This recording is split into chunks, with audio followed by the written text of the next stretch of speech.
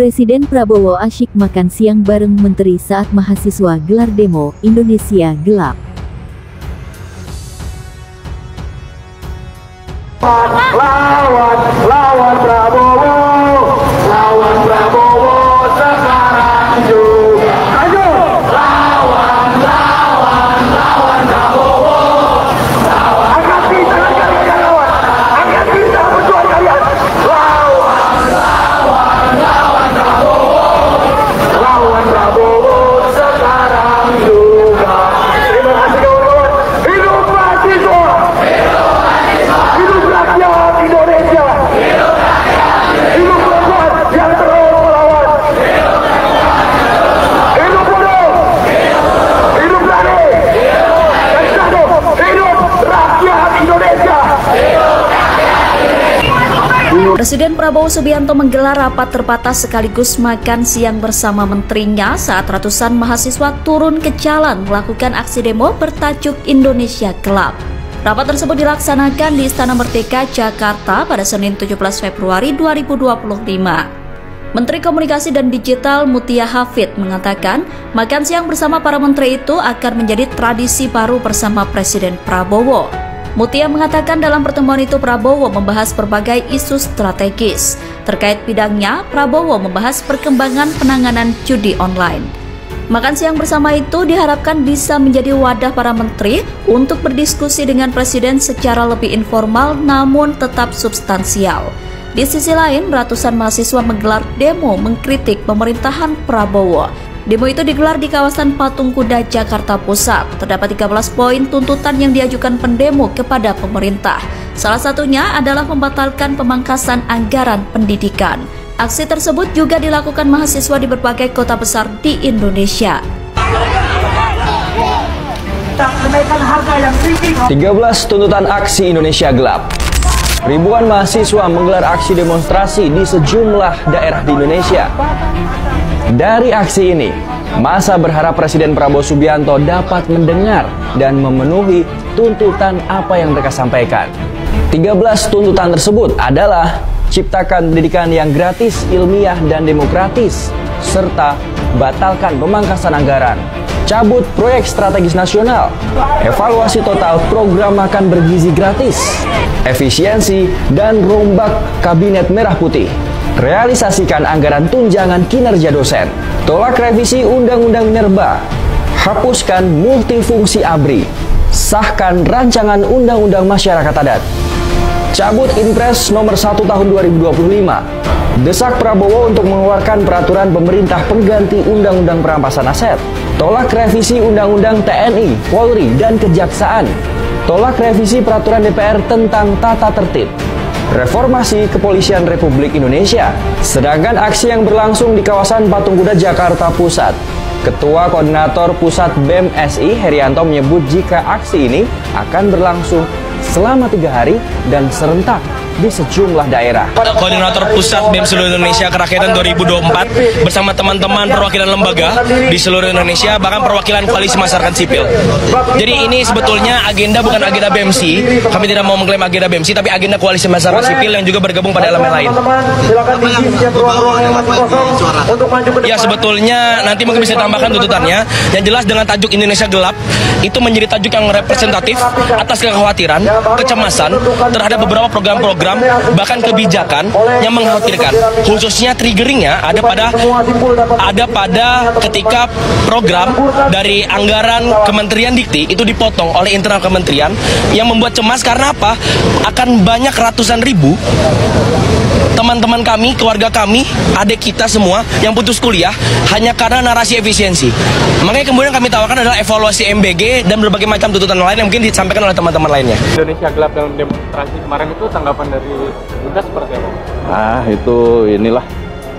Ya, namanya kebebasan berekspresi, tapi tolong sekali lagi ya jangan membelokkan apa yang sebenarnya tidak seperti itu kan.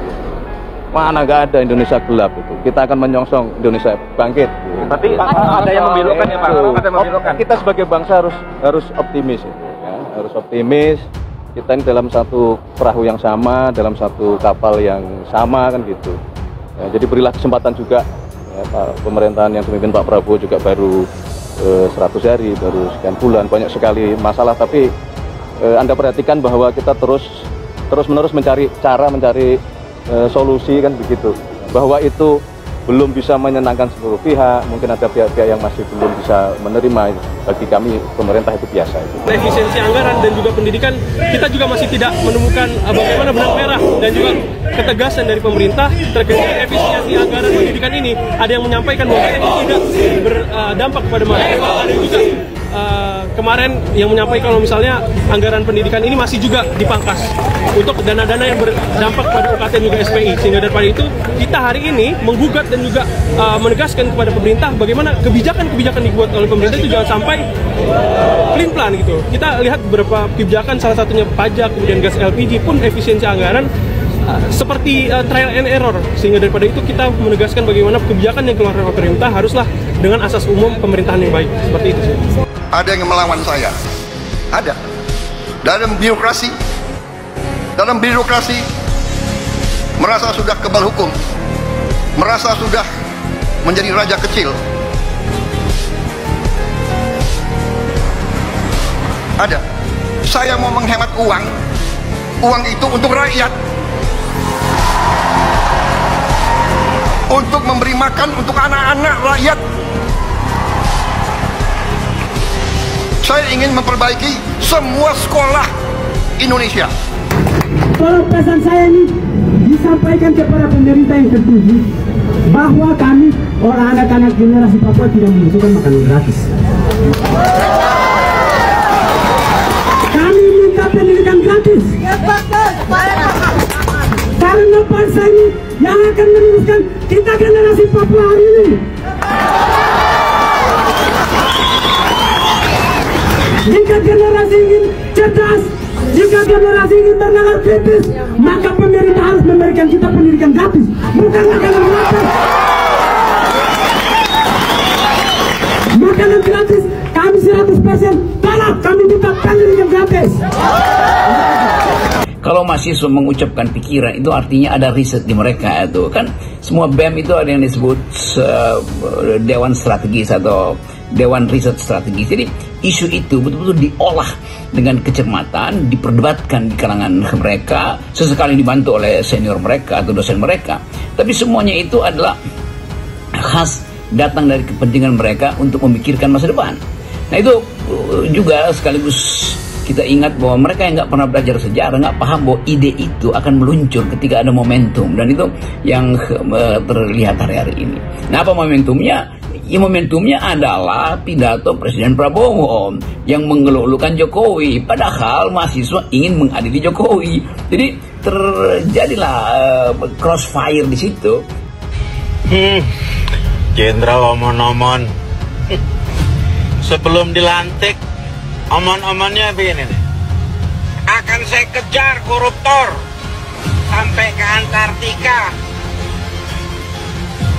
sampai ke Sahara. Omon-omon. Setelah dilantik, hai para koruptor, hai teman-temanku, kalau kalian kembalikan diam-diam, kalian akan saya ampuni. Yang penting dikembalikan ya. Presiden Prabowo Subianto menggelar rapat terbatas sekaligus makan siang bersama menterinya saat ratusan mahasiswa turun ke jalan melakukan aksi demo bertajuk Indonesia Gelap. Rapat tersebut dilaksanakan di Istana Merdeka, Jakarta pada Senin tanggal 17 Februari tahun 2025.